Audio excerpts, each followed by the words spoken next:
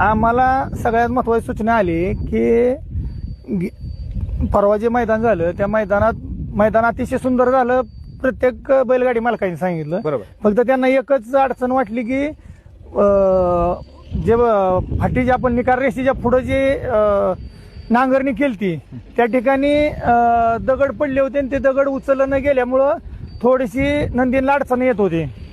तर त्यात आम्ही या ठिकाणी जे दगड वेचायचं मशीन आहे ते मशीन लावले.